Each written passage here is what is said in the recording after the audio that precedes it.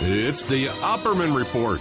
Join digital forensic investigator and PI Ed Opperman for an in-depth discussion of conspiracy theories, strategy of New World Order resistance, high-profile court cases in the news, and interviews with expert guests and authors on these topics and more. It's the Opperman Report.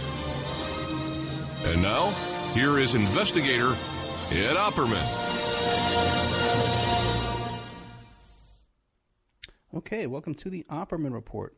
I'm your host, Private Investigator Ed Opperman, and this show is brought to you by SubashTechnosis.com. If you need any kind of website design, search engine optimization, data entry, content writing, press releases, even customer service. If you need somebody to handle your customer service phone calls and emails and stuff, check out SubashTechnosis.com. You can also check them out on Facebook at Subash Technosis LLC. If you contact Subash, okay, and you want to hire him, make sure you mention the Opperman Report. I've known Subash for over 10 years, and that's how you get a good deal. We have today H.P. Albarelli, Hank Albarelli. He's the author of a book, A Terrible Mistake, The Murder of Frank Olson, and the CIA's Secret Cold War Experiments. Hank, are you there? Yes, I'm here. Thank you so much for coming on the show. Can you tell You're us? welcome. Can you tell us a little bit about yourself? Who is Hank Albarelli? Who is a mystery, huh? Yeah. I'm a writer, investigative reporter. I've written several books, numerous articles, a lot for various websites. Done quite a bit for the website Truth Out. I'm not sure what else you'd like to know. I'm in my 60s age-wise. I've written for about 20, 25 years. Prior to that, I worked in Washington, D.C. for about 13 years. Worked for the government in both the private sector. Grew up in Burlington, Vermont. And currently, I'm a bit of a nomad in terms of residency. Right now, I'm in Asheville, North Carolina. I've lived here for almost the last year, here to finish a book specifically. Before that, I lived in Indian Rocks Beach, Florida, and I spend a fair amount of time in London, England, because I have a daughter and two grandsons there. Ah, very nice. And now you said you worked in D.C. for the government. In what capacity? Well, the first job I had with the government was in, when was that? 77, 78. I worked in the Carter administration. Ah. I worked in the White House. And what'd you do for Carter? I worked in a division or an office called the Presidential Personnel Office, and that's the office that handles all the political appointments that are open to the administration. That's from cabinet-level jobs, secretaries of various agencies, right on down to Schedule C employees, which are political appointees who serve at the pleasure of the president. And that's, that covers several thousand people in total. And that office primarily did the research in the clearing process for those people, that personnel. So you were involved in handing out these jobs? Yes. Oh, that must have been a juicy. That must have been a real.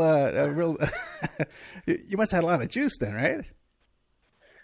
No, I mean I was one of.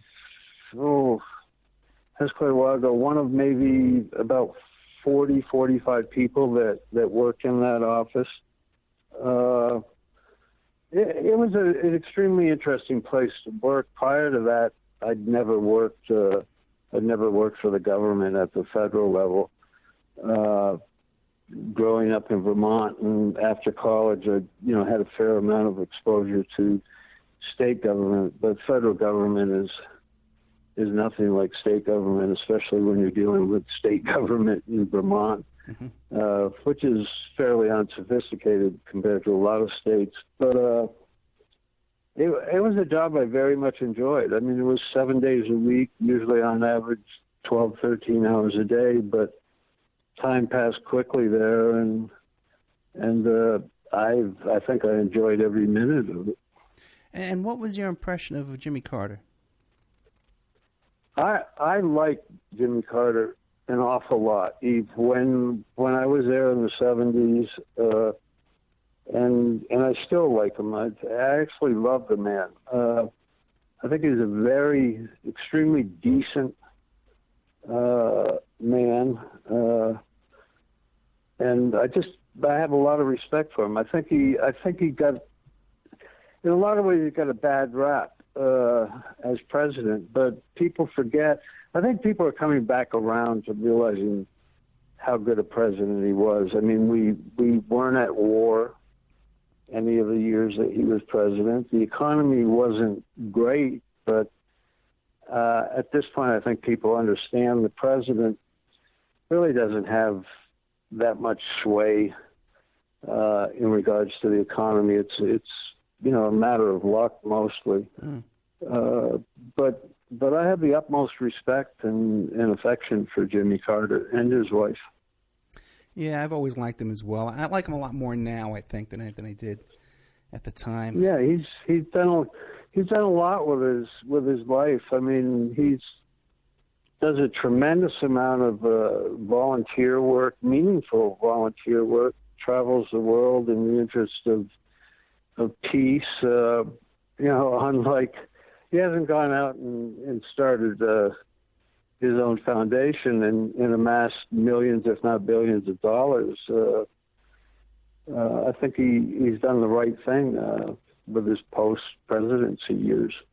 Yeah, he doesn't seem to be part of that club of selfish ambition like the Bushes and the Clintons and even Obama. He seems to be like an outsider from that group. I don't think he's not part of that clique at all. I think if anything, in a lot of ways, times started to change after Carter was president. One of the things that people would remark to me a lot when I was in D.C. is how much D.C., with each administration, how much that altered or changed the city in terms of economic stratums and thinking and politics. And at the time that I lived there, the city of D.C. was, in a lot of ways, really a mixed bag, both racially and economically.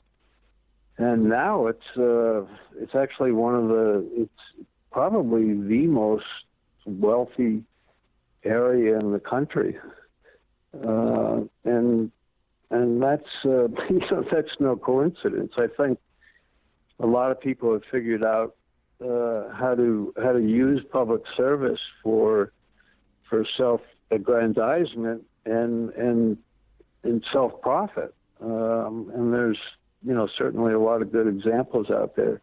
Whereas in the 70s and prior to that, it just really wasn't considered or thought of that public service at any level, low level or right up to the presidency, could also be parlayed into amassing a fortune. It just, that was foreign to thinking back then, but it's become pretty commonplace today. Well, we're taping this show on November 9th, when the whole country's kind of woken up to like like one of the most shocking events. What do you make of the election last night? Well, I haven't woken up yet because I ended up. I watched the returns and then thought it was interesting that Hillary Clinton had nothing to say last night and waited until actually early this afternoon. But I could see that it became apparent that Trump was going to make a speech, so I stayed up for that, and I think that happened at, I don't know, 4:30. So after that, I just decided to do what I do most of the time and write.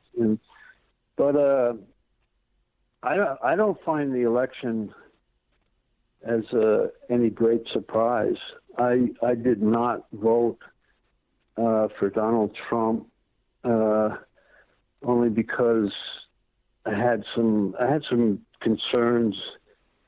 Not so much about his qualification, that didn't bother me, but I had some concerns about some of his attitudes initially towards women, towards minorities, towards the handicapped, with that one incident.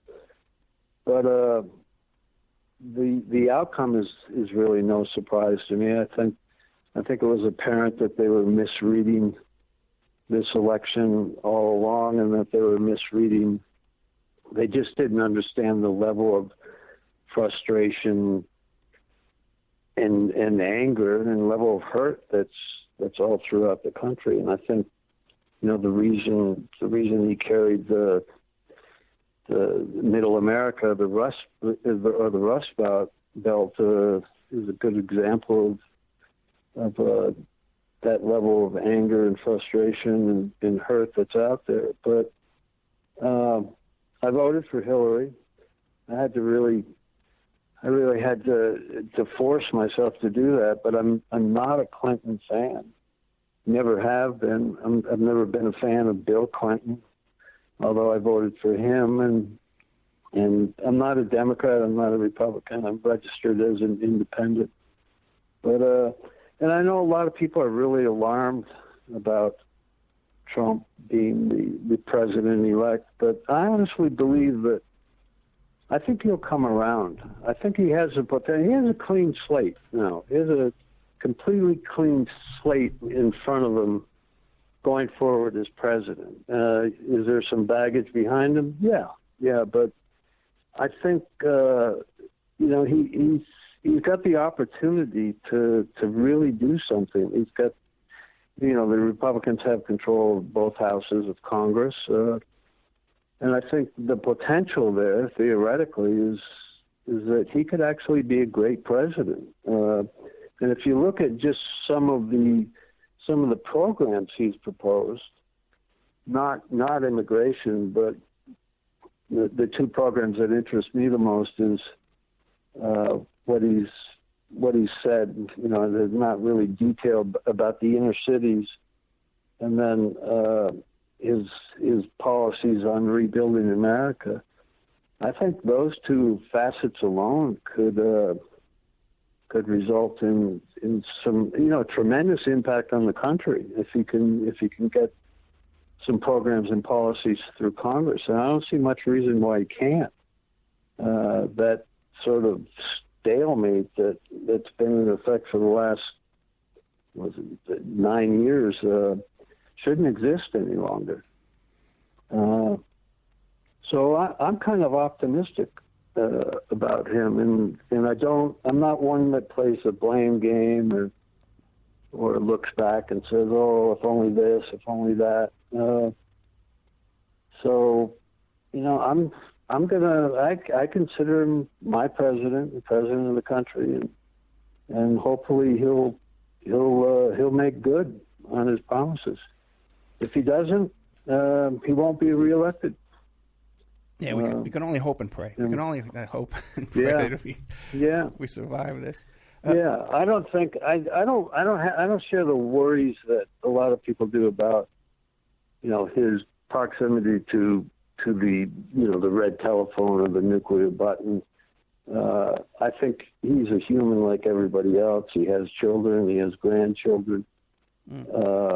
He's not going to. I don't see him getting this. I don't see his temperament drawing us into any kind of nuclear war. So I don't see that as a big factor at all. I think he'll be humbled initially by just the office of the presidency. It's Washington D.C. can be a pretty imposing place, and I know Trump fancies himself as the maker of big deals, but I'm not sure he's ever made deals or negotiated things like they do at the DC level, or played the game the way they do there. So he'll learn a lot, and hopefully he'll catch on fairly quickly, because he is a deal maker, and a lot of presidents in the past haven't been, and that's been to their disadvantage. So I don't know. I'm gonna be optimistic about him until there's a reason not to be. Yeah, that's true. There's no point in dwelling on the negative. Now this, no, there isn't. The past is the past. Now this book, a terrible mistake: the murder of Frank Olson and the CIA's secret Cold War experiments. It's published by Trying Day. Good old Chris Milligan, friend of the show, and right. Incredible reviews. You go on Amazon, 90% positive. The top reviews. So well researched. Thank you. Yeah. So tell us the story now. Who was Frank Olson, and what happened? Well, in a lot of ways, I spent a long time on that book, just investigating the story about, I think, 7 years, and then 3.5, 4 years to actually write the book. It's a fairly large book. It's probably it's around 900 pages. It's probably a little bit longer than it should be. Although I go back to it a lot, and I actually find it helpful in some of my current research. I actually forget a lot of the subjects and side stories I did cover in that book. But Frank Olson, in a lot of ways, I mean, the book is about Frank Olson, about Frank Olson's life, about his work as a biochemist for Fort Detrick, which was the U.S. Army's chemical and biological center that, after the Second World War, contracted with the CIA secretly for the development of you name it, everything under the sun in terms of biological and chemical weapons. And Frank Olson was a civilian. He started off as a military employee of Fort Detrick, but then for his, I think, approximately last 4 or 5 years there was a civilian employee.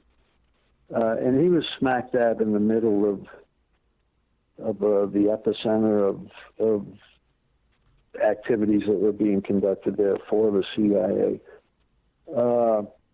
But in a lot of ways, I soon after, initially when I started researching Frank Olson, I did not have a book in mind. I was going to do what I thought would be maybe 7,000 to 10,000 word article, but I realized within 2 or 3 months, because of things that happened coincidentally, and then just digging deeply enough into the story and realizing that it far exceeded a 10,000 word article, I realized there was a book there. But I also realized that there was far more than just the story of Frank Olson. That if anything, and I don't mean this unkindly, Frank Olson was sort of a prop in terms of telling the bigger story. His story was extremely unfortunate. He allegedly committed suicide in New York City in November of 1953 by jumping out the window of a hotel. It's now called the Pennsylvania Hotel, but back then it was the Statler Hotel. And that was a story, because he was allegedly depressed. And from late 1953 until 1975, that was a story that primarily existed only in the heads of people that knew him, friends and neighbors, and nobody in the country knew about the incident or thought about the incident. And then in 1975, as a result of the exposure of a number of CIA abuses, the President Ford appointed the Rockefeller Commission to look into those abuses, and headed by Nelson Rockefeller, they issued their report after about a year, and for some odd reason, nobody's ever really been able to fully explain it, mentioned in the narrative of the report that a civilian employee of Fort Detrick had died in New York City in 1953 as a result of suicide, but then added the caveat that it occurred after he had been dosed with LSD by the CIA at a secret meeting in Deep Creek Lake, Maryland, about 9 days before he allegedly killed himself. And they didn't even provide Frank Olson's name. They just, I think it read specifically an unidentified or unnamed civilian employee. But that was enough information for savvy journalists out there to find Olson's name, I think, easily within 24 hours. And of course, Frank Olson's survivors, his family at that time, which was his wife and his 3 children, still lived in Frederick, Maryland, and they, of course, saw the report and put 2 and 2 together. They knew it had to be their father, because they knew their father had committed suicide by going through the window at the Statler Hotel in New York. But they knew nothing. Nobody knew anything about the LSD dosing, and that basically came as a shock to the family, to the overall media at the time, and to the American public that the CIA would do anything like that. Again, keep in mind this was 1975, so it wasn't. It was pretty much right on the hot heels of the whole counterculture movement and in the popularity of psychedelic drugs.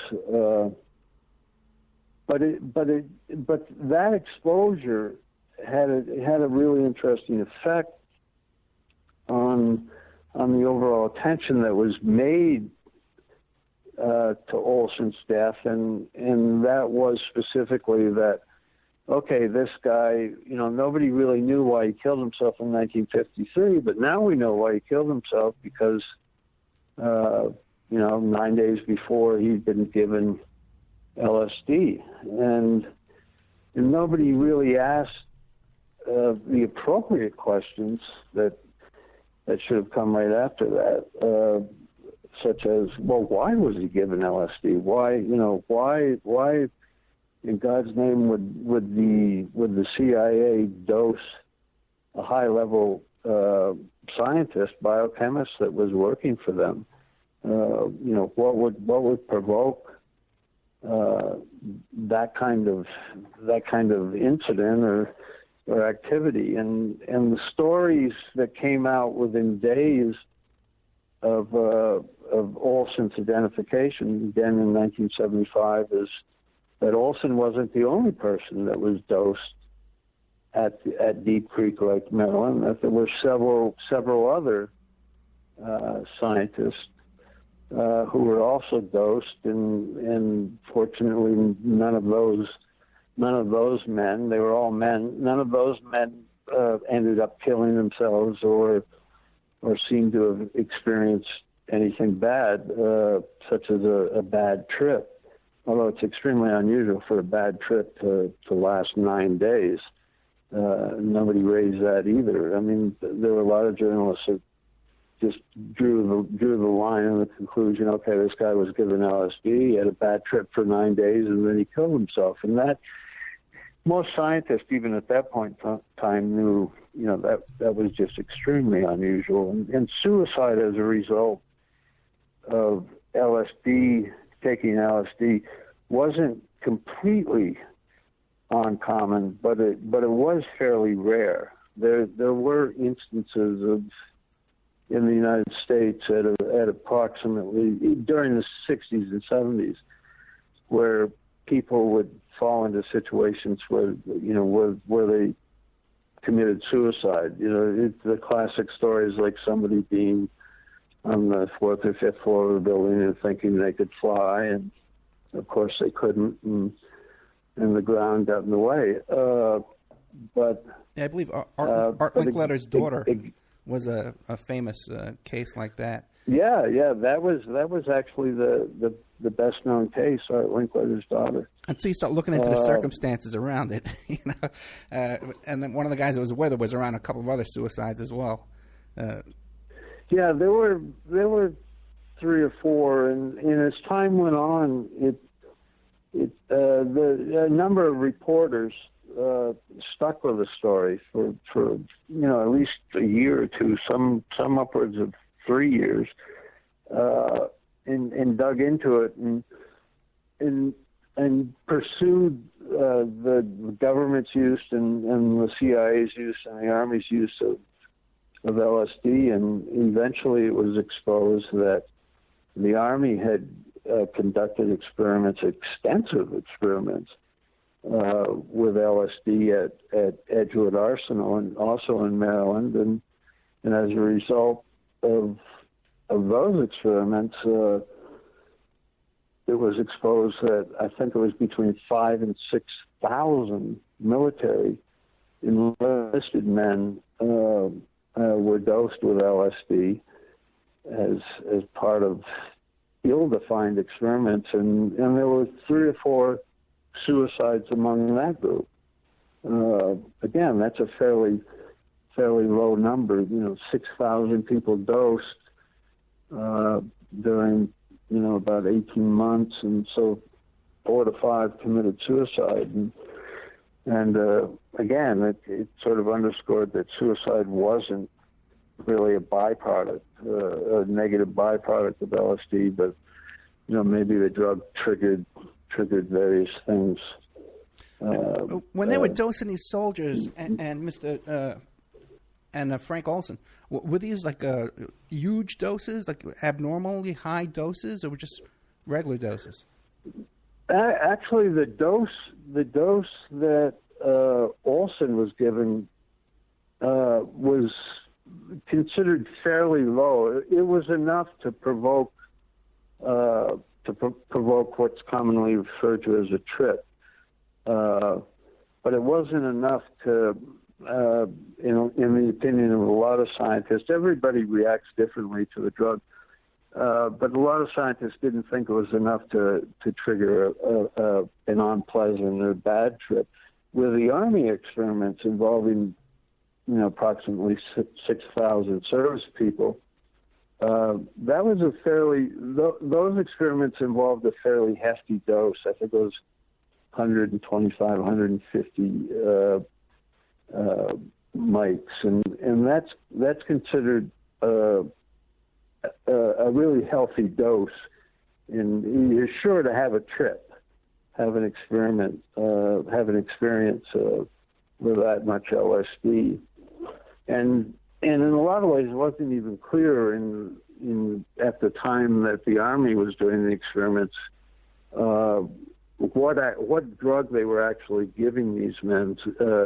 It was, for the sake of convenience, called LSD, but there were a number of there were maybe 5 or 6 compounds that the CIA and the Army were working with that effect-wise all sort of fell under the umbrella of LSD, but were in some ways stronger drugs, and those are given numbers.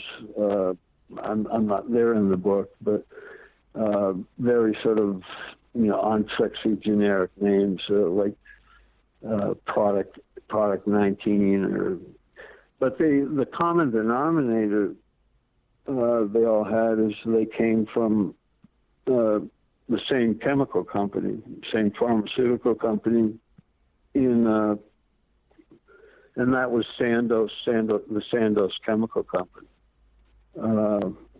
And they were the initial provider. Actually, they were the only pharmaceutical company in the world that was producing LSD at that time. They had no idea. They knew the effects of the drug, but they had no idea what the use of the drug was. They sort of stumbled on it by mistake, and again understood the effects and thought the effects were, very fascinating. But how to use the drug, a productive or a good use for it, escaped everybody at Sandoz, and the Army and the CIA was initially interested in it, and this seems sort of far-fetched now for anybody that knows much about LSD, but the CIA and the Army were initially interested in the drug for interrogation purposes, and they thought, well, maybe it can be used as a truth drug, and we interrogate somebody, we dose them with LSD, and they'll spill the beans. They'll tell us everything that a subject wouldn't tell us under normal circumstances or in a common interrogation setting. But of course, as people know, they could have talked to anybody. Any young kid in San Francisco could have told them that at that point in time, but I guess it never occurred to anybody to talk to the counterculture on the street. But let me ask you this real quick. Now, when they were dosing these people, these Army soldiers and this guy Frank Olson, were they dosing them with their knowledge and telling them, "Hey, we're about to give you a dose of something here; it's an experiment," or were they secretly slipping it into their food and stuff? They were secretly dosing them. They were told what they were told, and it varied once in a while depending on the doctors involved. And actually, some of the doctors were former German or Nazi physicians who had worked for the Nazis during the Second World War, and then had been imported into the United States and the American military because of various skills they had, and two or three of them ended up at Edgewood Arsenal, involved in the LSD experiments. But what they told the several thousand soldiers was that they were experimenting with a relatively harmless drug, and that you probably will not experience any effects from it, but just try to pay attention and then report back to us as to what your reaction was. And in most cases, these people were given the drug and then told they were given it in liquid form. And a lot of the men thought it was just simply a glass of water because there is no visible, there's no taste to LSD, and there's it looks like water, and it was water. It was just mixed in with the water. But after they consumed the drug, they were just told, okay, go on your merry way, go back to your MOS, carry out your job, and and that's not the wisest thing under the sun to do. Very few people under the influence of LSD can conduct themselves the way they normally would in a work situation, especially if it involved anything complex. And the Army actually made some films of some of these soldiers.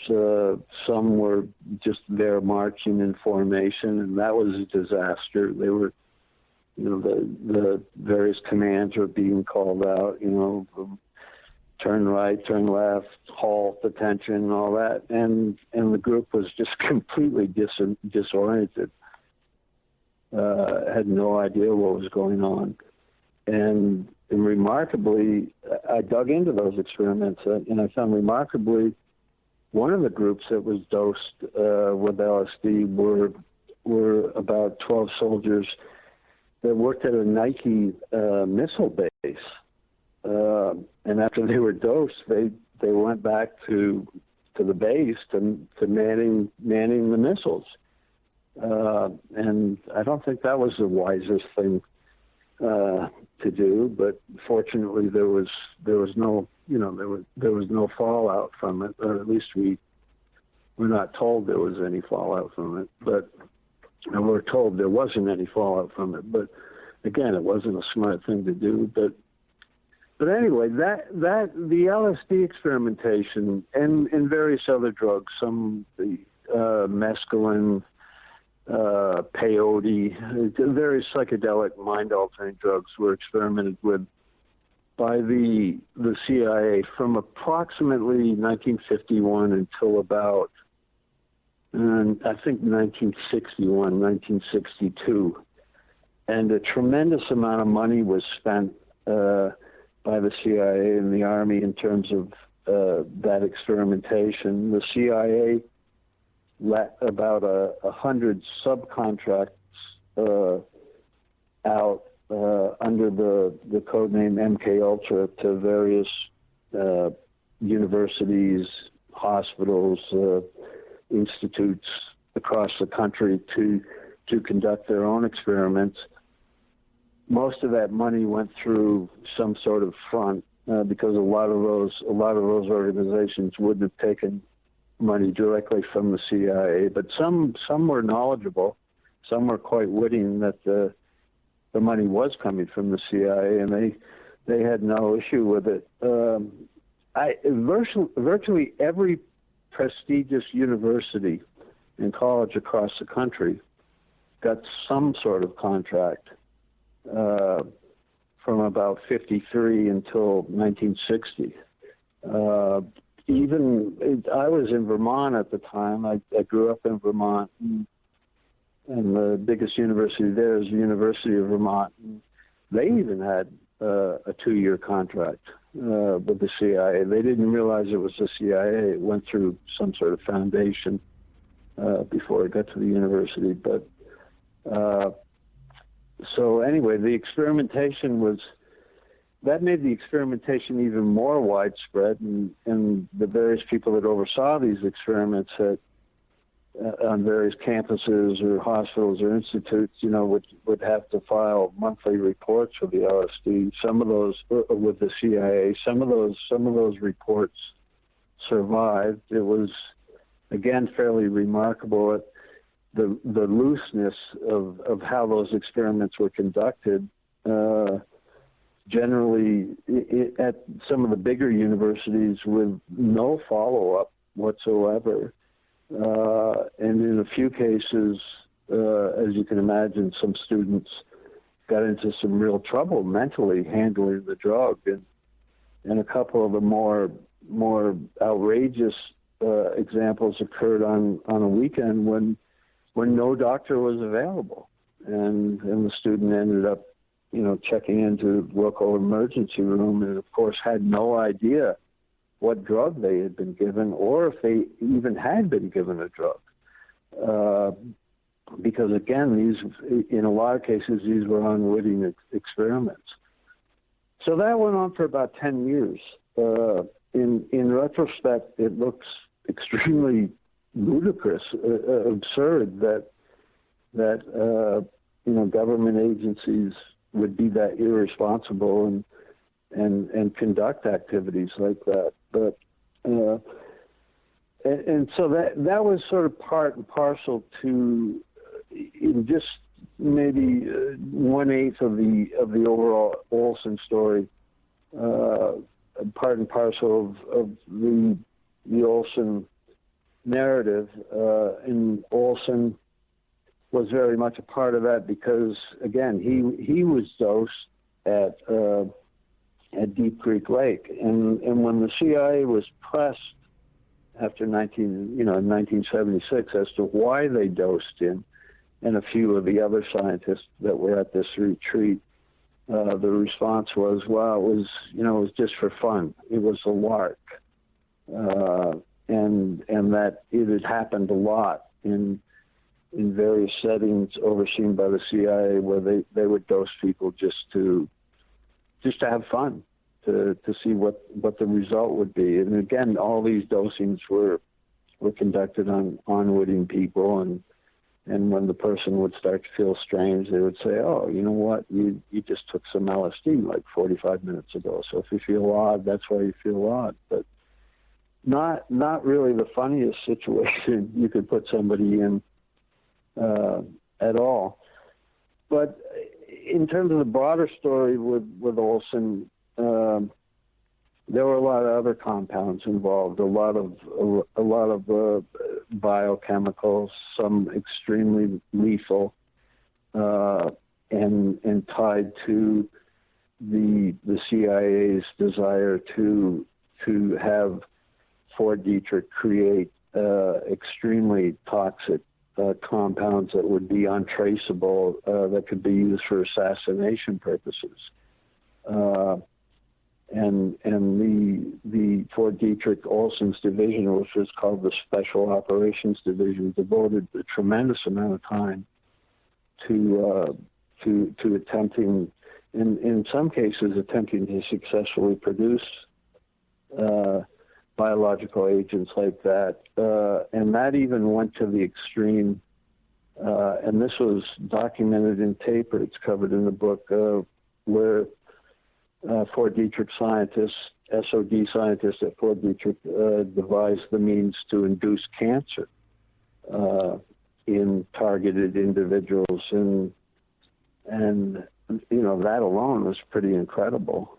And I can only imagine that the sophistication of that means has only advanced over the years. It certainly hasn't been abandoned.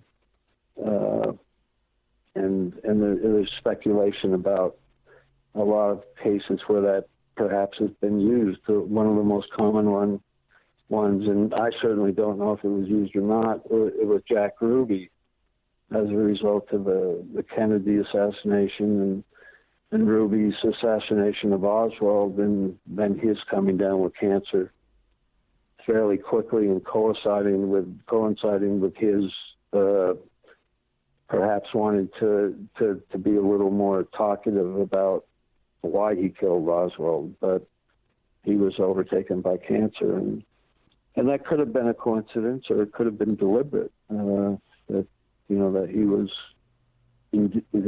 given cancer, and there's numerous other cases like that. The Russians at the same time developed the same capacity, and it's probably a little better documented, or it may be propaganda. I don't know that the Russians have used that ability far more often than we have. But the thing people have to consider, and this applies to state-sponsored, U.S. government-sponsored assassination in any form, be it throwing somebody off a building, a bridge, a hotel room, shooting them, giving them some sort of exotic compound or drug. But in most cases, we the public, we're not going to be aware of that happening or when it happens, unless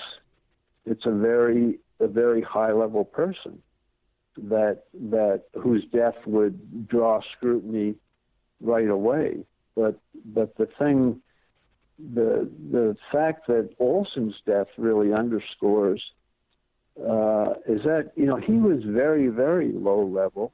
He was given LSD. As it turns out, he was targeted for other reasons by the CIA. But again, when he committed suicide in November 1953, there was a small article in the local Frederick paper, and that was it. And nobody asked any questions. And And it's provocative in the sense that it really makes you wonder how often that occurred during that decade, in the 60s and the 70s, and right on up till today. Because again, we know that the government's gotten far more sophisticated in their abilities to kill people. You mentioned targeted individuals. Yeah, or you mentioned before the show that Ted Kaczynski, the Unabomber, was part of these college experiments, correct? Yeah, he was. He at Harvard. The exact details of the experiment he participated in still aren't known. But the fact that he did participate in experiments that were underwritten by the CIA at Harvard is there's no doubt about that. It's pretty well documented. And the psychologist, the physician that oversaw those experiments is actually an extremely well-known and respected psychologist. His name was Harry Murray. I think his actual name was Henry Murray. People called him Harry. I don't know why Harry was his nickname, but he's an extremely well-known, respected, he's dead today, but psychologist who wrote a lot of books and frankly wasn't known for experimenting or handling psychedelic drugs, but I guess the money was available, so and it was pretty easy money at that time, so a lot of people simply took it without much regard to the potential harm that they could do to subjects and individuals involved in the experiments. But yeah, Kaczynski was definitely a subject, and as expected, there's speculation. Well, maybe he was an extremely bright student. A lot of people considered him a genius, and then at some point, I don't think anybody really knows where he went off track, and so a lot of people have drawn connections between his participation in the LSD experiment and maybe his going off track mentally. I'm suspicious of that. I'm not sure the LSD had that much to do with his becoming the Unabomber, but who knows? Well, because in the book, though, you touch on other mind control programs besides just LSD, correct? Right. What other types of things were they doing? Well, in terms of mind control, there was a real fervor in the early 50s, again through to about the mid 60s, to kind of capture the Holy Grail in terms of having the easy, quick ability to take control of somebody's mind. Again, it sprang from intentions to initially intentions to interrogate people, but then over a period of about 2 or 3 years, there was a lot of talk, and this is pretty well documented. This is very well documented in surviving records from the CIA and the Army that there was chatter about creating what's commonly called today the Manchurian candidate, and that being a person who could be mentally programmed to kill, and then further programmed to not remember the fact that they had killed, that they'd been programmed to murder, assassinate a specific subject, and then their memories would be wiped clean after that. A lot of that experimentation involved hypnosis, and that the whole hypnosis experiments, in a lot of ways, are tremendously overlooked. But the CIA I think the Army did very little in terms of hypnosis, but the CIA spent a tremendous amount of money in launching a tremendous amount of experiments in terms of working with hypnosis, and they brought in, at that point in time, I think every well-known hypnotist. Most of these people were highly skilled in hypnotism, but they were also psychiatrists or psychologists by training, and all of those people were contracted by the CIA, either wittingly or unwittingly, to help them establish hopefully good uses of hypnosis, or uses tailored to their objectives. And the end result of all this experimentation with hypnosis ended up with sort of a split community, both within the CIA and with a number of these expert hypnosis experts that helped the CIA, and with two sides to the end result. One side saying there was some success, but generally you couldn't program people to act against ingrained principles and moral feelings and religious feelings too. But the other side clearly said, and this is pretty well documented, that there were a number of great successes, and that you were able to do that, and those people that accept that generally point towards Sirhan as a likely subject,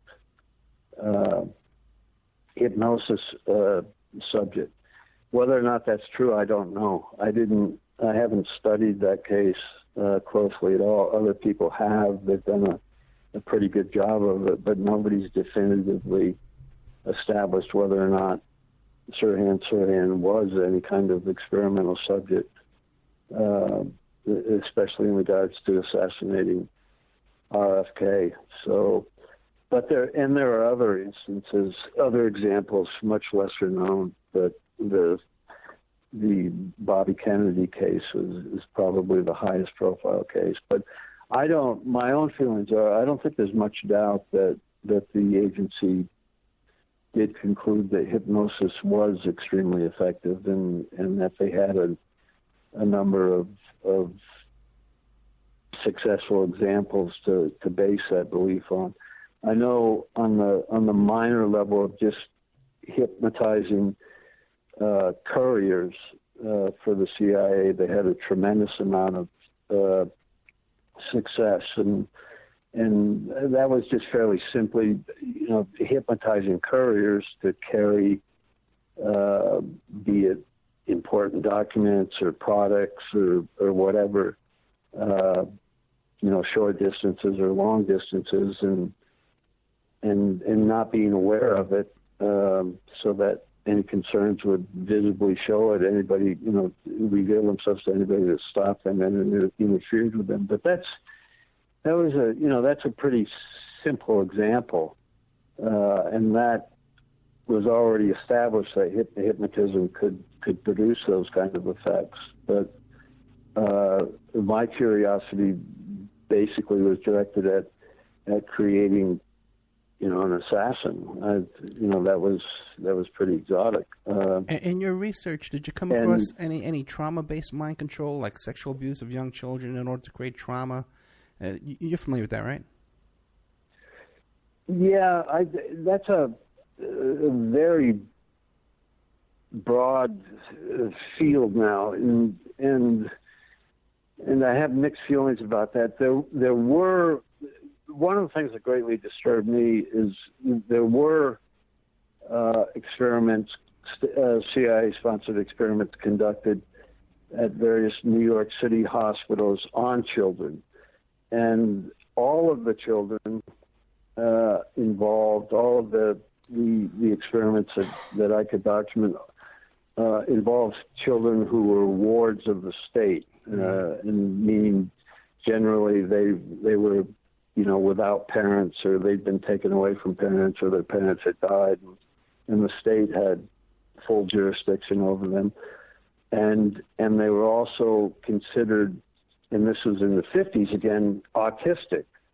And it was subsequently later proven that a lot of these children weren't autistic at all. They were just emotionally damaged on one level or another, or simply because of the trauma they experienced through separation from their parents or families, exhibited manifestations of behavior that were considered very subnormal, but today are viewed as being very, very normal.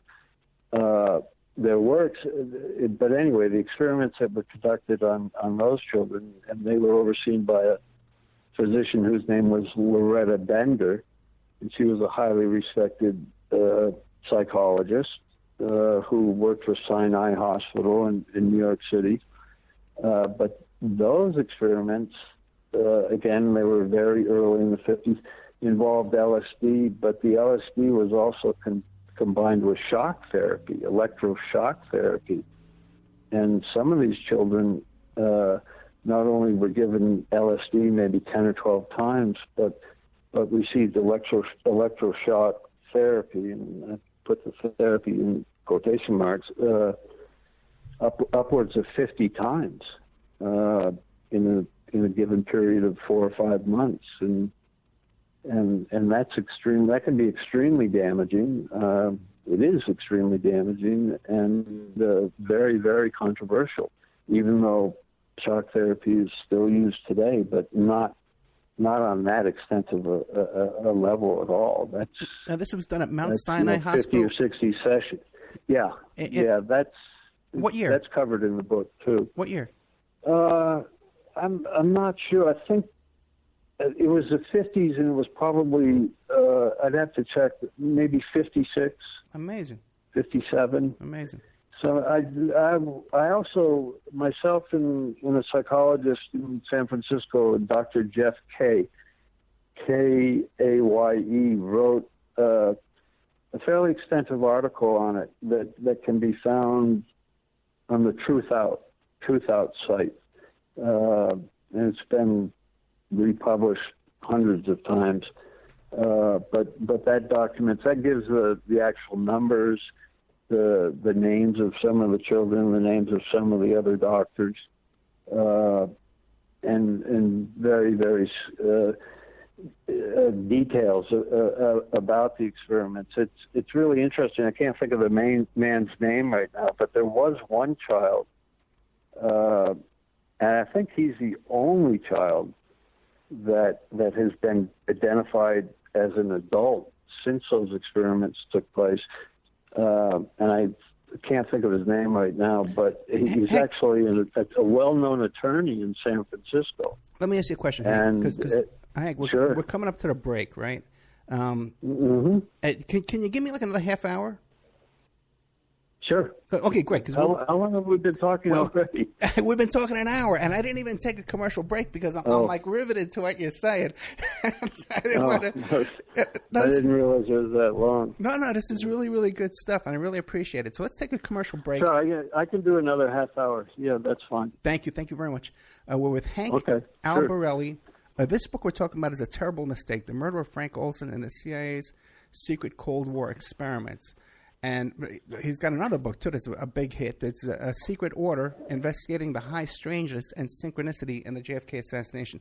So hopefully we can get to that, or we'll have Hank back. But we'll be right back after these messages with more of H.P. Albarelli. And now a word from our sponsors. Did you know that 30% of all people on online dating websites and personal ads are either married or in a monogamous relationship? 30%. If you suspect that your husband, your wife, your boyfriend, your girlfriend may be cheating online, go to emailrevealer.com, on our online infidelity investigation. You give us their email address, and we can trace it back to online personal ads, dating sites, and social networks. We can even expand the investigation and find them cheating on escort service sites or even porn sites if they're registered to porn sites and swinger sites. So check out emailrevealer.com if you suspect your spouse is cheating, and check out our online infidelity investigation. William Ramsey is a producer here at the Opperman Report, and he's just come out with a new book, Children of the Beast, Aleister Crowley's Shadow Over Humanity. Now, he just sent me a copy of this book. Oh, boy, it's about 2 inches thick, and there's a chapter on just about everybody in this book that you can imagine. The Beatles,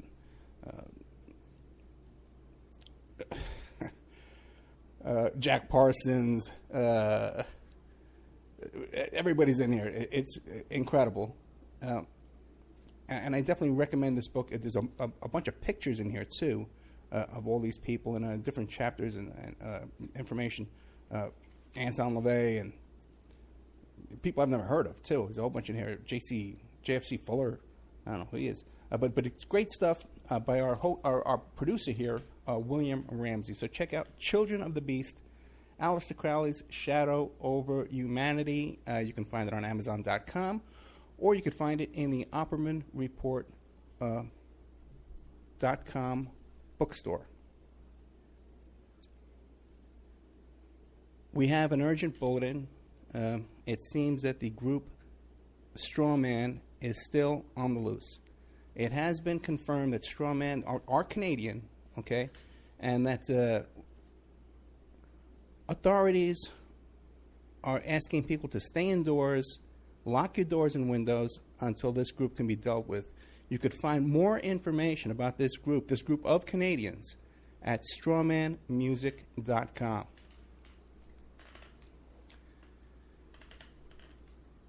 You can have your ad played here.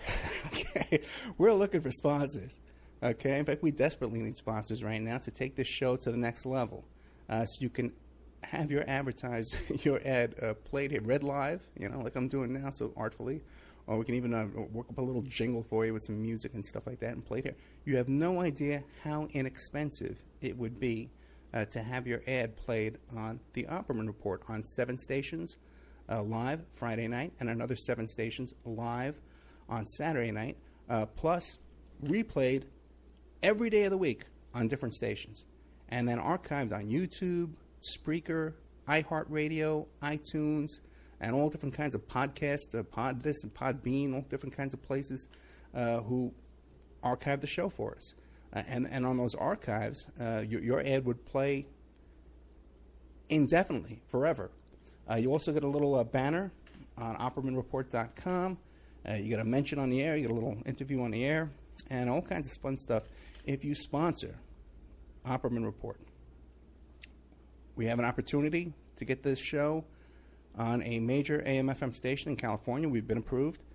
So if you want to sponsor us into that, so incredibly inexpensive that your ad would be heard by the range covers 5 million people in population where your ad would be broadcast, and all these other stations would be thrown in for free. So really affordable prices to sponsor OppermanReport.com.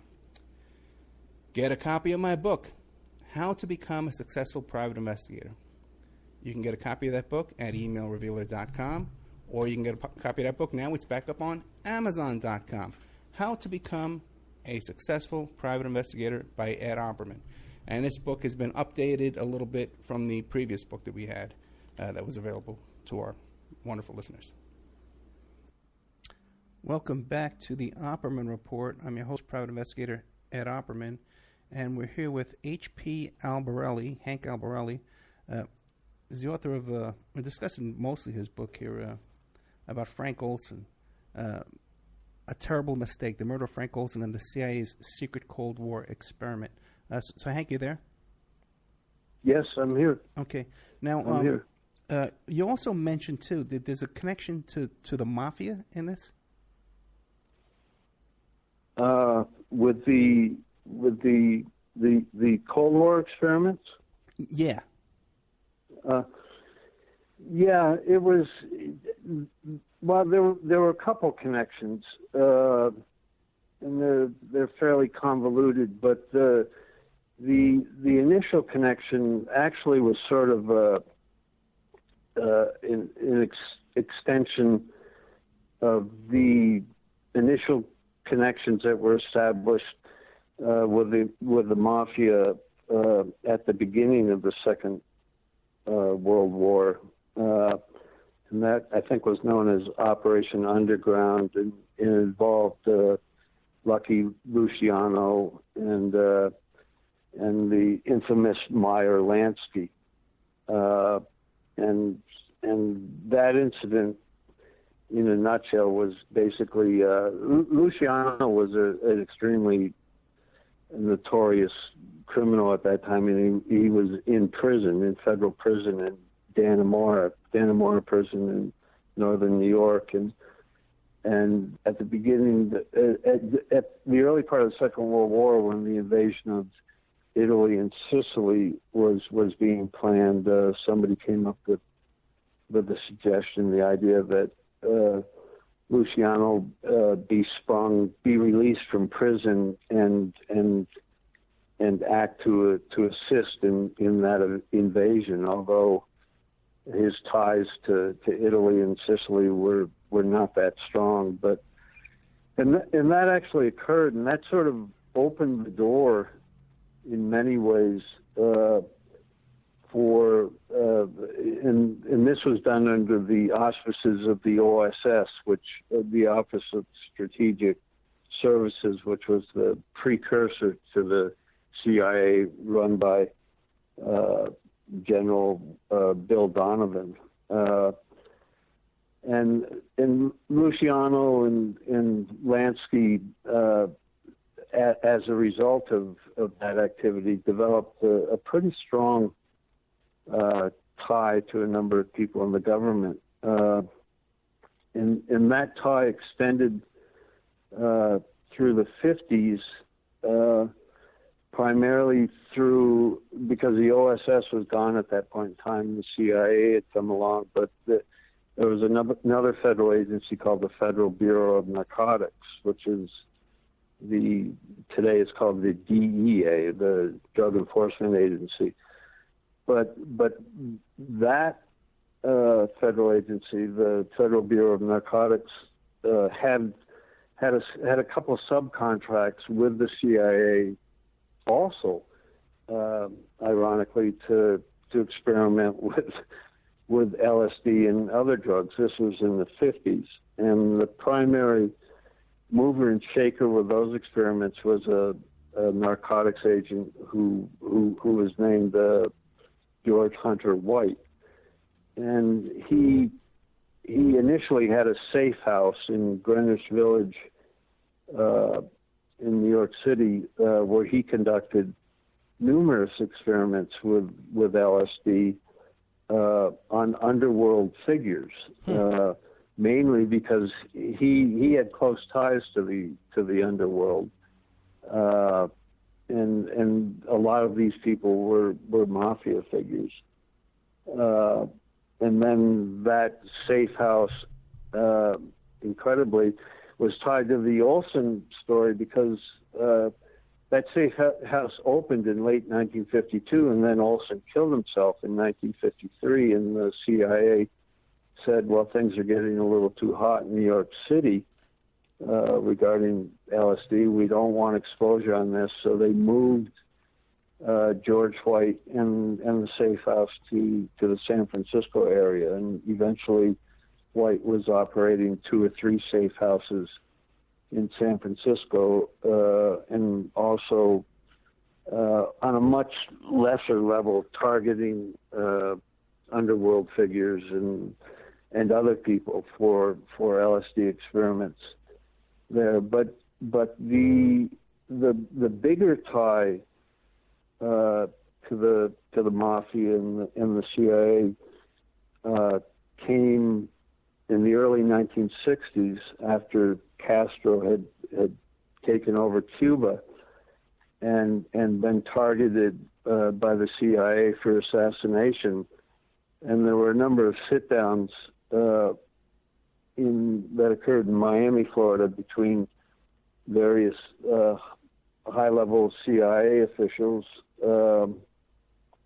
Sheffield Edwards being the primary person, and he was the director of the CIA's Office of Security at that point in time, and other CIA officials. And they met in Miami, I think it was at the Hotel Doral or the Fontainebleau, with a number of high-level Mafia figures, the primary one being, I think it was Santo Trafficante, who was probably at that time, I don't think there was any probably about it, was one of the biggest heroin traffickers in the world. But what they wanted Trafficante to do was to use his various connections in Cuba, and he had extensive connections in Cuba because prior to Castro's takeover, he had owned 2 or 3 hotels and gambling casinos there. But to use his connections to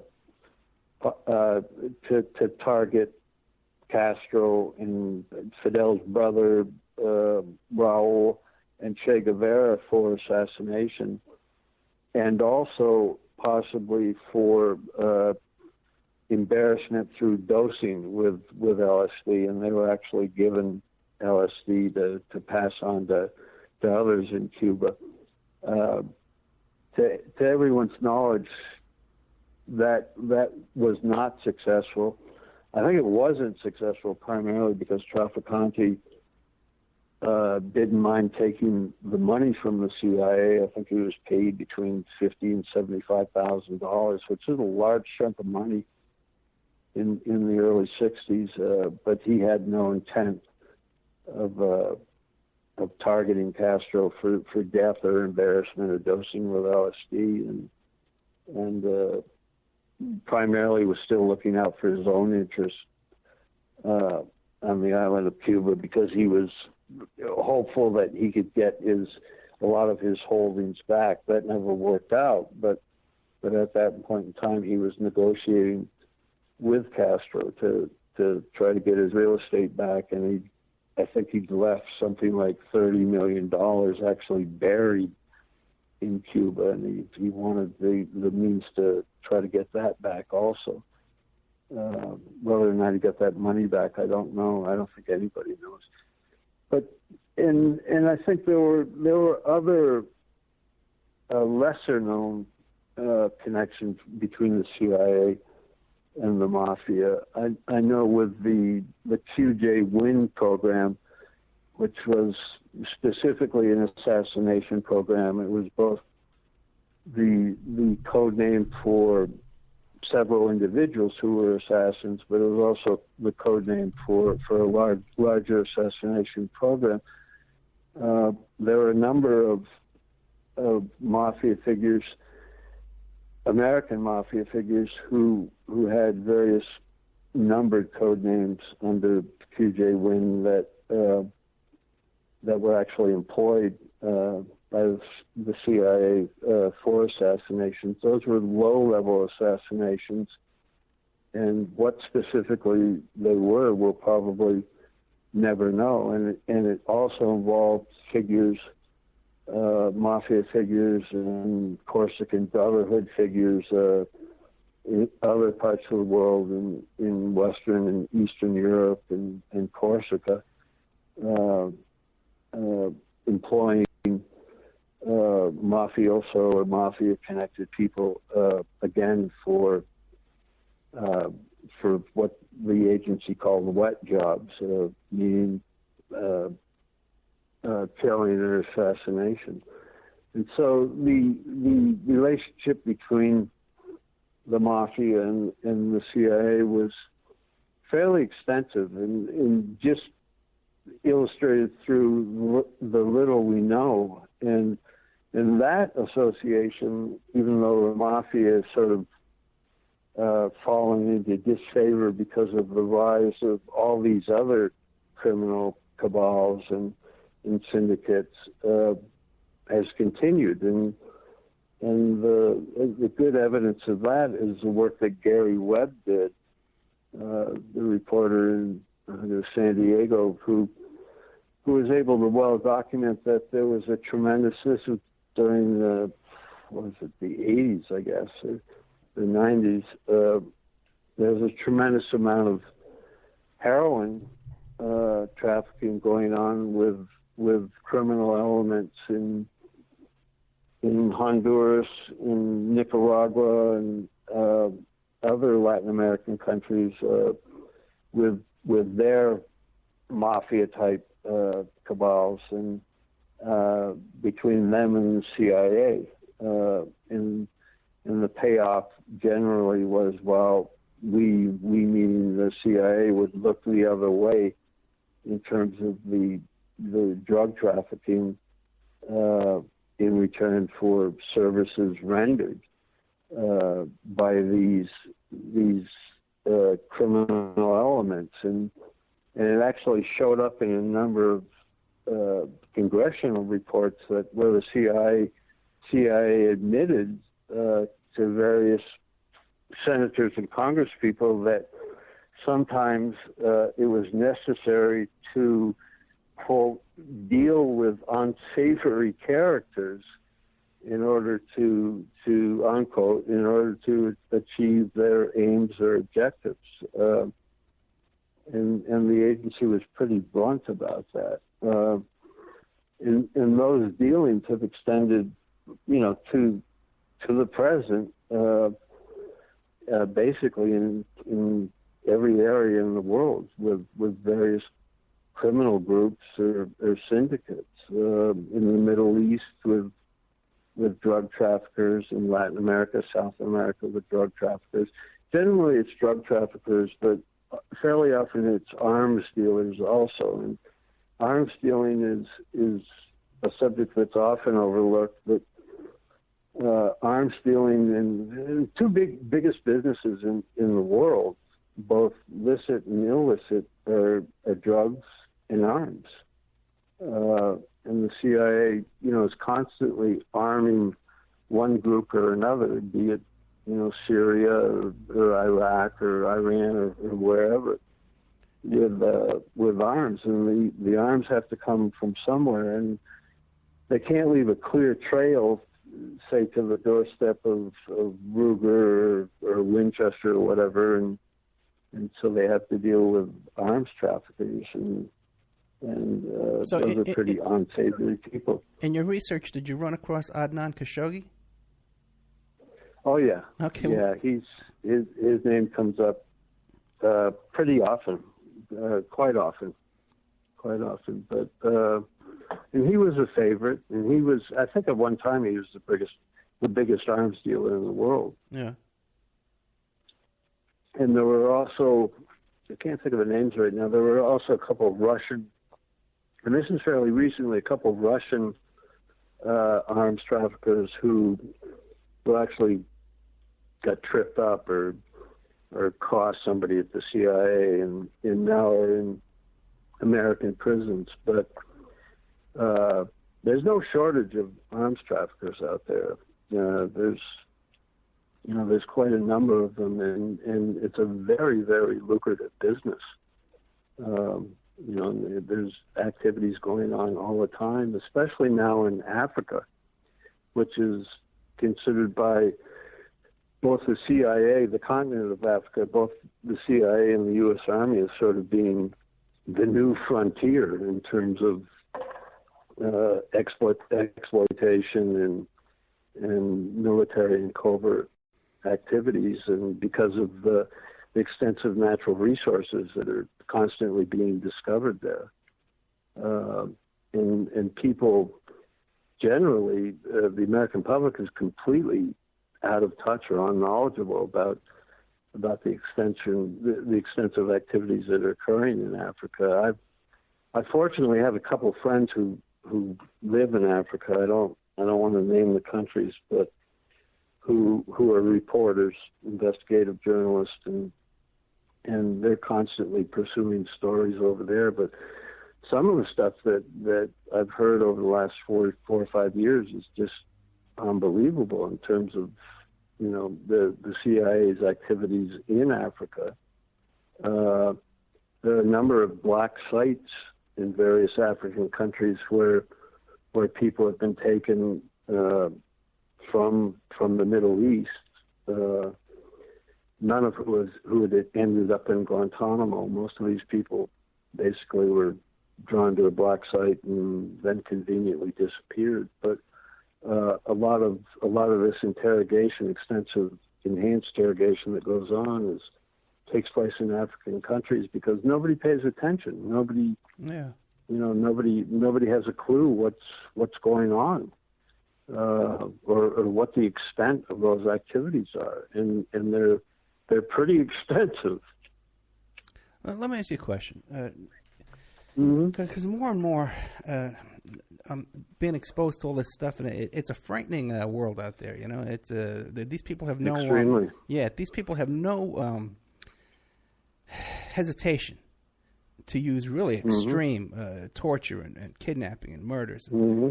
In your personal That's work, correct. now you're exposing all this stuff in your personal work. How much of a blowback have you personally experienced? Well, with not a whole lot. With the Olson book, I'm sorry. I got some maybe about halfway into it when it became fairly well known that I was researching the book. It was unavoidable because of some of the archives and documents I was trying to pursue, both through FOIA and other means that I was investigating the Olson, what turned out to be the Olson murder.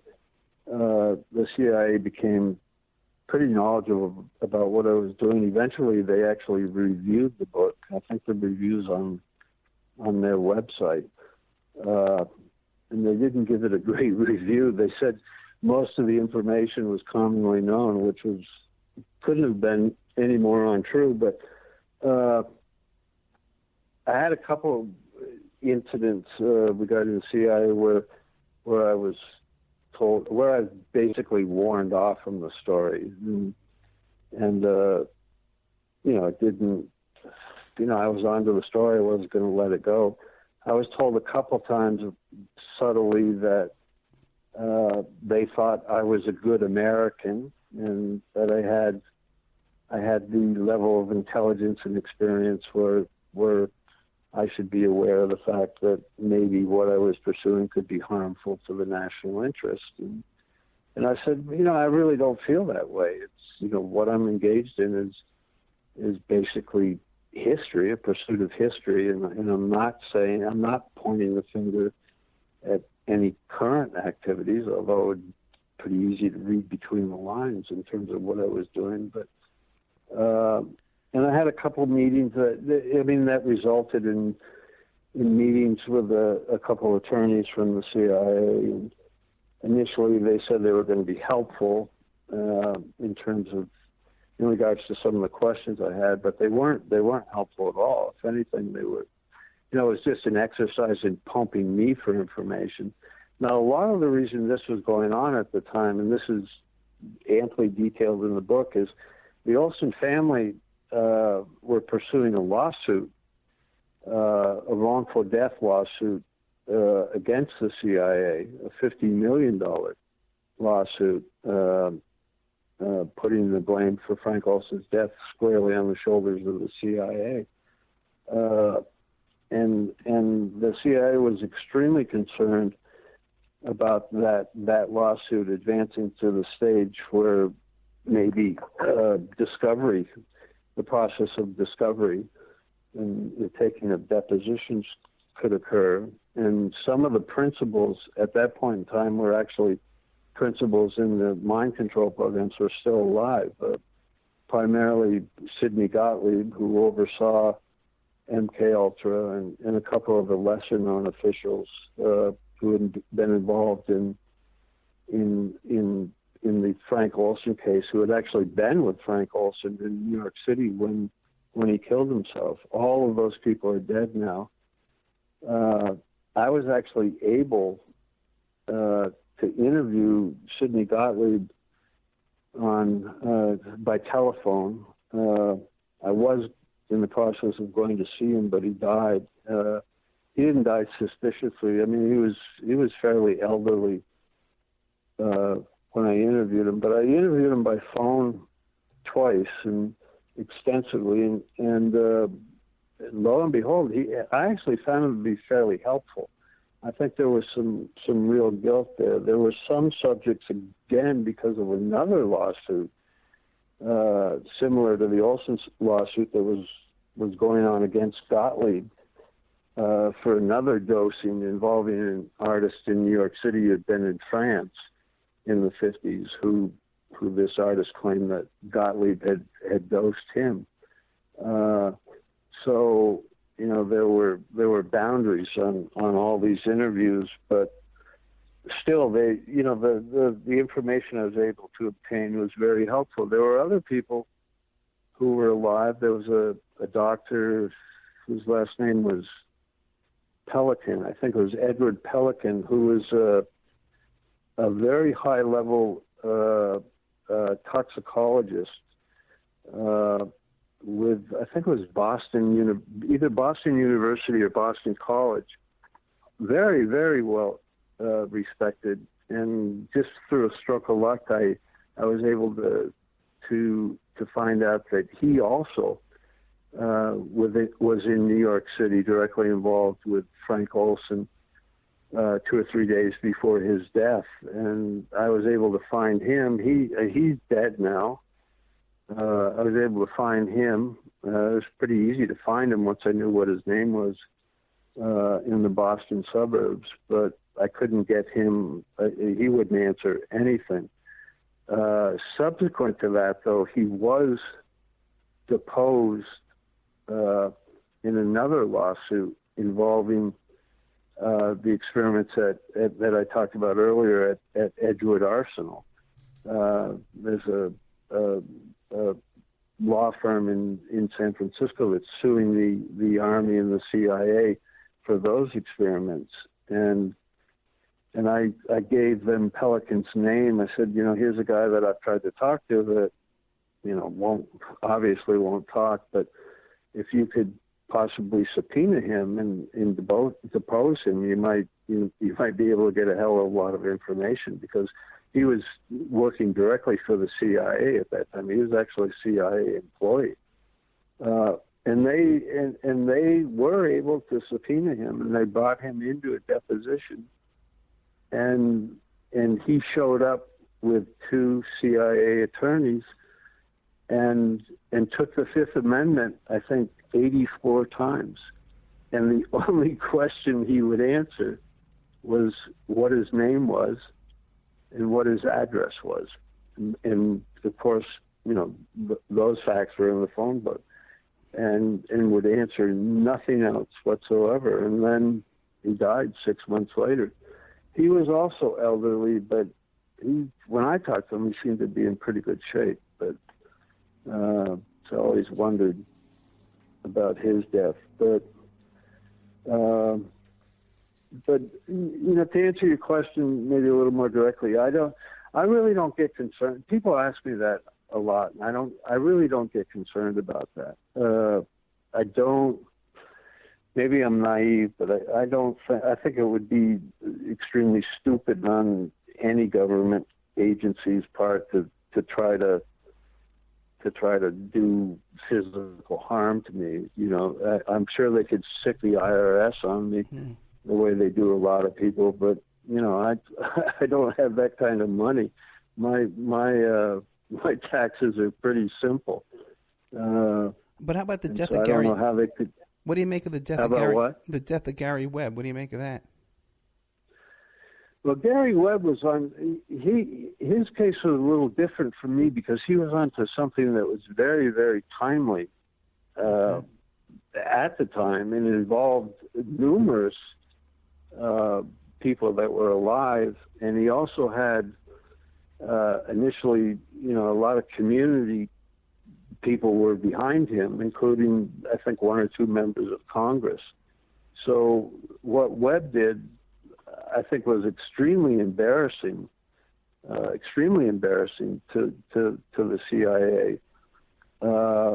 Whether or not, I don't think they directly had a hand in killing him, but you don't have to have a direct hand in killing somebody. You can make things so miserable that for a targeted individual that you can, ensure the fact that they're going to kill themselves. And I think that's what happened to Gary Webb. And of course, the way they caused that outcome is they attacked they went after everybody around him. They went after all his employers. Unfortunately, the newspapers he wrote for didn't stand up for him at all. And they basically cut him off at the knees, or cut him off at the waist, actually. And he was out there all alone. He destroyed his family, and a lot of people, it's hard to live under those circumstances. And the easy and quick way out is suicide. And I think that's what they wanted, and that's what they got. Eventually, things would have come back for him, I think. I'd like to think, things would have come back for him, that his employers would have been a little more respectful and considerate about what he had written. There was really no challenging as to what he'd written. His story was solid. But I think the pressure, I don't think anybody's aware of the amount of pressure, certainly not myself, the amount of pressure the government was able to exert on people around him. And of course, he had no work. He'd been let go from all his good job, and they destroyed all his sources. And I don't remember, he was working for some podunk paper when he died, if he was working at all. But that happens. That happens, and I guess that's a risk you take, especially if you're dealing with something that's very timely. I know, as I mentioned before, a couple of people I know in Africa who are pursuing stories, very hot stories, very, very timely stories, are always worried about that because they're extremely mindful of the fact they're in Africa, and people die all the time in Africa from all kinds of means, and I know the two people I deal with, that's constantly on their minds, and they're always sort of wondering about that aloud, or when we're communicating by phone or email or whatever. But it's just something that comes with the territory. What can you do? You either do what you do or you don't. Maybe it'll get better. It's certainly, in my experience, I was hopeful when Obama was elected. I thought things were going to become very transparent. Although when I was working on the Olson book, I had tremendous luck. The CIA was actually very responsive to everything I asked for, and I really didn't have to fight them for anything. But since Obama's been elected, I'm getting nothing. I mean, I've got active FOIA requests that have been in front of somebody with the agency for 3 or 4 years. And with an acknowledging letter that, okay, we'll get to this when we get to it, but that's it. And again, when I was working on the Olson book, they were responsive. I don't think anybody's getting anything anymore, and I think that's I think that's just the administration. I'm hoping that maybe under Trump it'll change. I have no idea. It may take him years to even get to that. I don't even know if he knows what FOIA stands for, but I'd like to see it change somehow. But right now, freedom of information is basically a joke. Nobody gets anything. Let me ask you a question, because and you have to sue. Yeah. You have to sue, and that involves money. I do want to touch on your other book, one of your other books, A Secret Order, Investigating the High Strangeness and Synchronicity in the JFK Assassination. What can you tell us about that book? Well, that book, basically, when I was working on the Olson book, it caused, that book, the Olson book crossed paths with the Kennedy assassination a lot. One of the central characters in the Olson book was a man who worked with the Federal Narcotics agent, whose name was George Hunter White, and this man's name was his alias. The alias went by two aliases: Pierre Lafitte or Jean Martin. And when I was working on the Olson book, I found that under the name Jean Martin, this guy actually worked at the coffee company in New Orleans that Oswald worked at the very same time, but only for 2 or 3 months. And then he remained in New Orleans and opened a very well-known restaurant. I can't think of the name of it right now, but it's very well-known. And when he had worked with George Hunter White in New York City in '53, he also owned a couple of restaurants in the Village in New York. He was considered a master chef, but he was also a master imposter and con man and everything else. And I was just fascinated by the fact, and it was easy to verify, that he worked for the very same company that Oswald worked for shortly, in the coffee company in New Orleans. And I knew there was something to that, but although at that point in time, a number of other writers I knew were warning me constantly, stay away from the Kennedy assassination. It's a black hole, and if you fall into it, you never get out of it. And so I heeded that warning, but eventually I realized, okay, my curiosity is just going to get the best of me, and so I dove in head first, and I wrote the book, A Secret Order. All I did was take, I think it was 9 or 10 aspects of the assassination that I thought were extremely provocative and sort of fell into the category of coincidence, and also were very strange and unresolved, even standing on their own, apart from the assassination.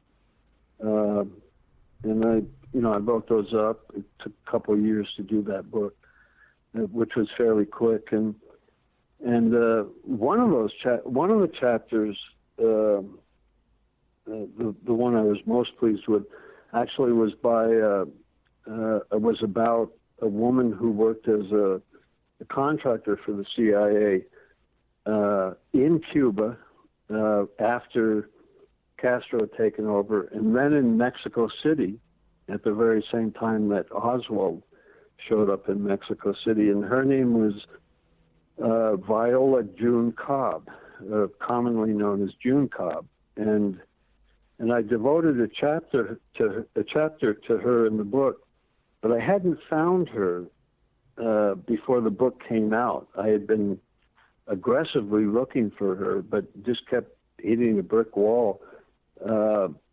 I thought perhaps she was dead, but there was no obituary anywhere. I went to New York. I went to Texas. I just wasn't able to find her. And then, about 6-7 months after the book came out, I was lucky and I found her. I found her in a nursing home.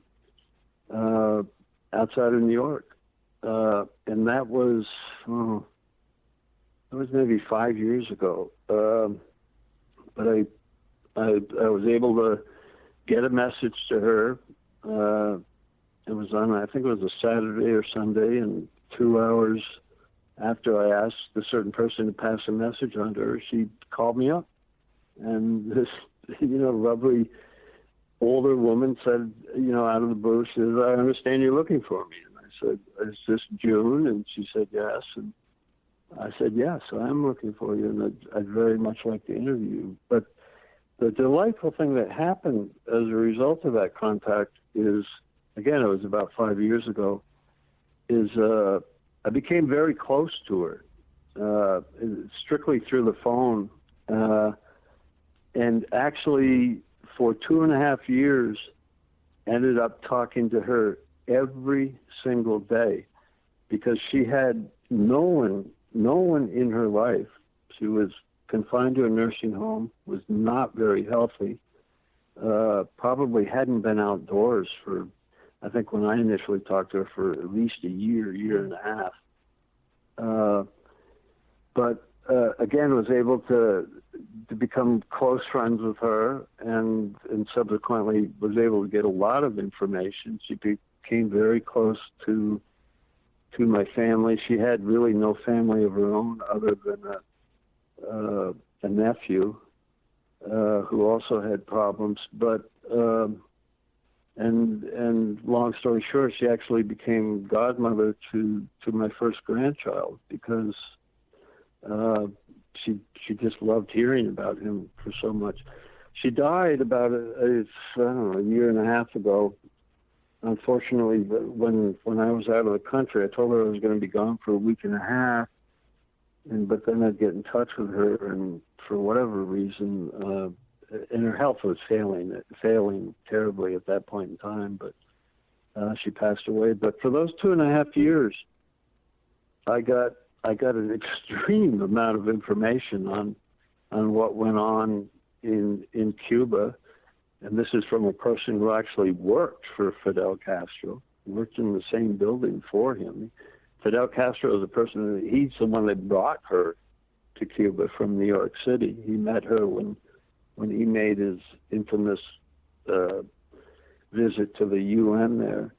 And then when things got a little too hot for her in Cuba, she transferred to Mexico City, and it was in Mexico City when Oswald went through, and I can't say a lot, but actually encountered Oswald in Mexico City. Actually was in the same room with him, and there's a really fascinating story there. And I've been working on a book related to Oswald in Mexico City with June Cobb as a central character, because everything I learned or unlearned about Mexico City came from her, and it was just an utterly fascinating experience in listening process. Well, let me ask you this. To talk to somebody who was there. Because a lot of people think that the Oswald that was in Mexico City is not the same Oswald. No, it was the same Oswald. There's, in my view, there's no doubt about it whatsoever. I mean, I spent, even before encountering June, I spent a lot of time looking into that. And there's a lot of confusion about Mexico City and Oswald, but I don't think there's any doubt. There's no doubt whatsoever in my mind that Oswald was in Mexico City. And the story is, as I've been able to put it together, it actually makes perfect sense as to why he was there. And why he was there wasn't too far from the story he was, the reasons he was saying he was there. Sometimes people read too much into a situation and ignore, what's actually going on. But and it's more involved than that. But I just can't give a lot away at this point in time. I hope to finish that book, I don't know, within 6 or 8 months. There's another book that I'm that sort of bumped that one back a little bit. Another book concerning the assassination that I'm working on now that should be done in December, late December. Are you familiar with the? Come out Are you familiar with a report that says that probably the CIA or the FBI whatever, had heard recordings of Oswald talking in the Soviet embassy in Mexico, and they said, well, that's not his voice. Did it come up in your research that they had these recordings of inside the Soviet embassy? No, I did speak to one CIA official who worked in the American embassy in Mexico City, who had made that claim. Okay. But when I interviewed him, he retracted it. He wasn't sure. He's also, the problem with a lot of these stories now, everybody's elderly, and it's either confused by time or just old age. But this same individual who I interviewed claimed he had actually seen photos of Oswald in Mexico City, and when I talked to him, he stuck to that. He was absolutely convinced that he had seen 2 photos of Oswald coming out of the Russian embassy, not going in but coming out, and he said he'd stake his life on it. So I don't know, but again, I don't have any doubt that Oswald was there. A lot of the reason I have no doubt is because of my discussions with June Cobb, and her revealing a lot of things that were going on at that point in time.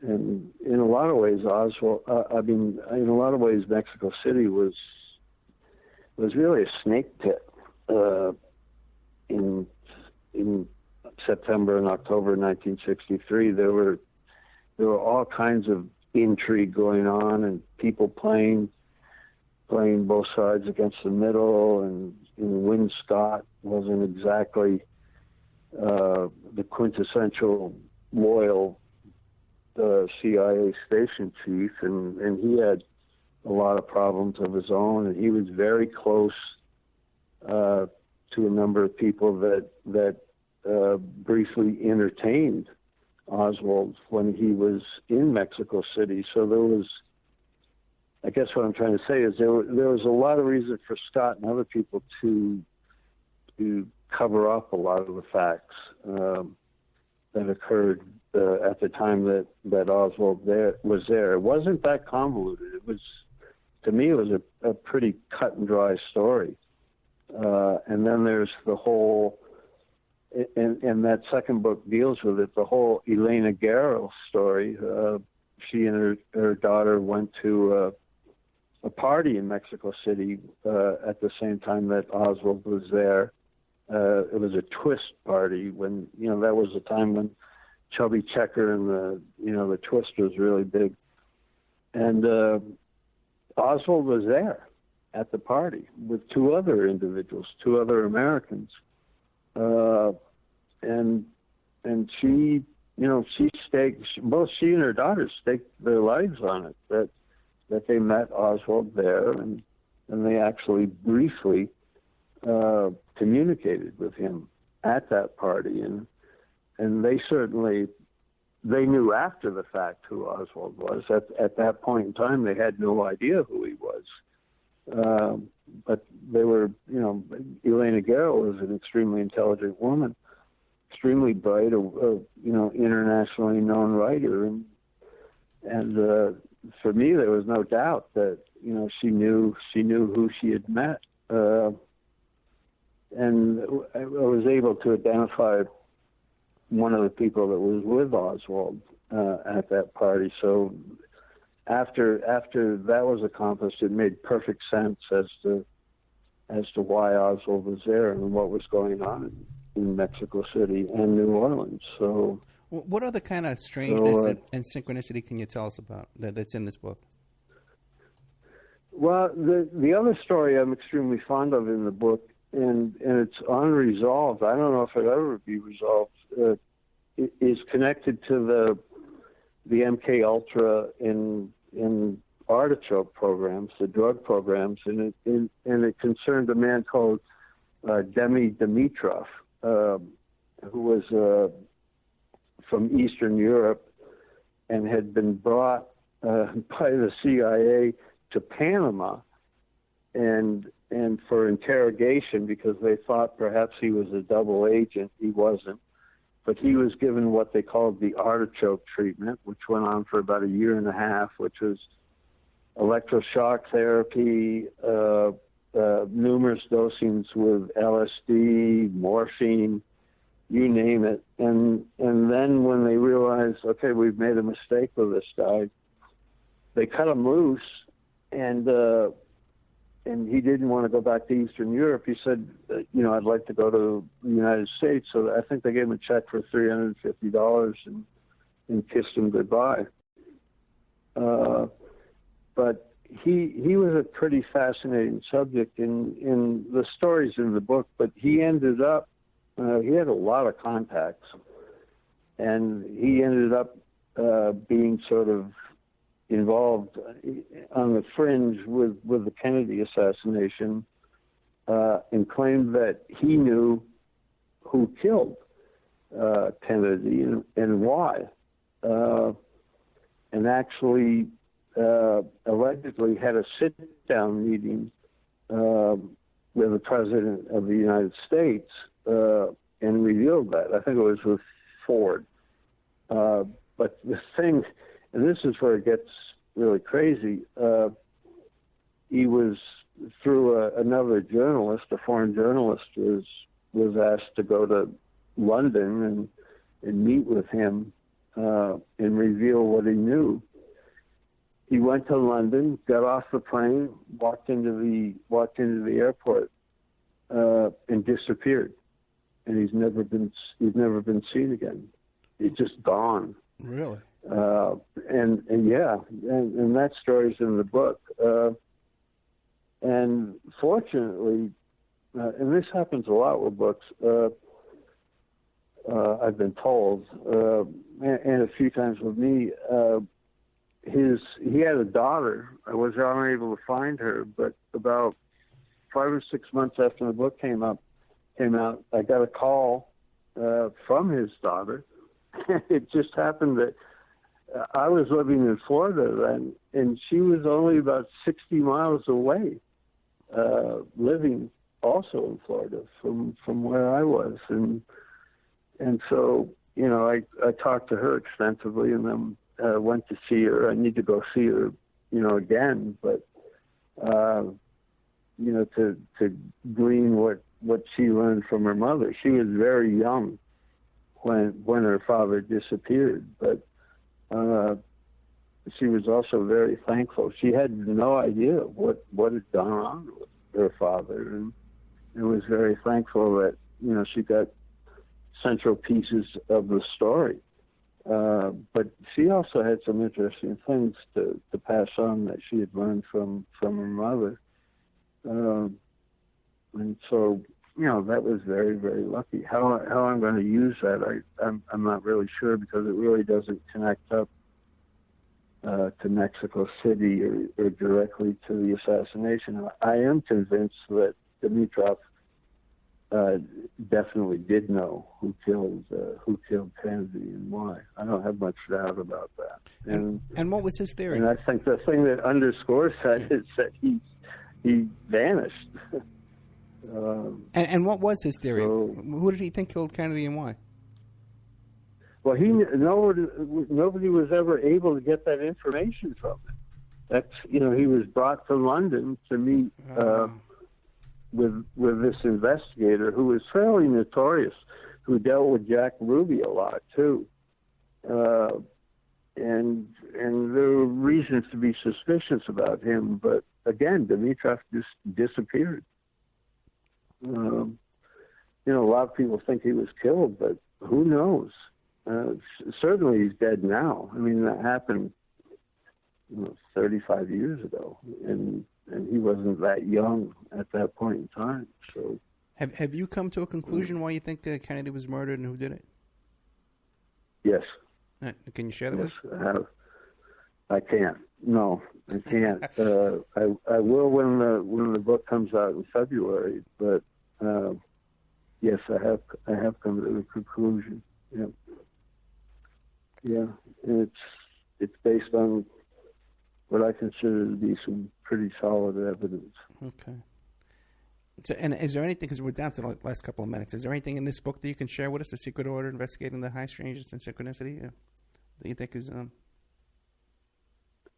Well, no, the June Cobb story, the Demetra story, the Adele Edison story, which is very, very provocative, and again, unexplained. You know, there's a lot of aspects to it that just make no sense whatsoever. There's a chapter on Oswald when he was 12 and 13, when he lived in New York City. And I think a lot of the things that happened in New York City were, you know, maybe they were coincidental. I don't know. I really don't know. Okay, well, give me an idea real quick. What happened in New York City? I never even knew he lived in New York City. What can you tell us? Yeah, he and his mother took him to New York City, where his half-brother lived. His half-brother was in the Navy. And they lived in New York City for, I think, approximately a year. His mother got a job. Oswald was put in, I don't know, public school, some number, was truant very frequently.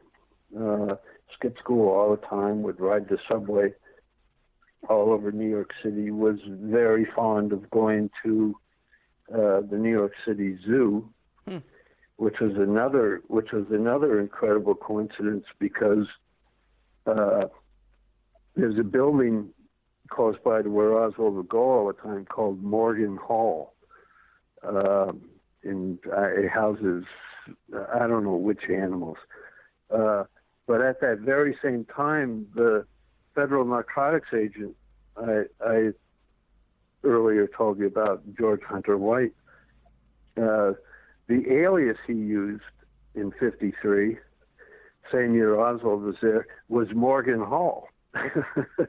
So, you know, maybe that's a coincidence. I don't know. If it's a coincidence, it's a hell of a coincidence. And there are a lot of little things like that. Jobs. His mother had a couple jobs in New York City, and they actually, those jobs that were connected with George Hunter White's wife's jobs. She actually, they at one point in time worked for the very same employer at different times, not together.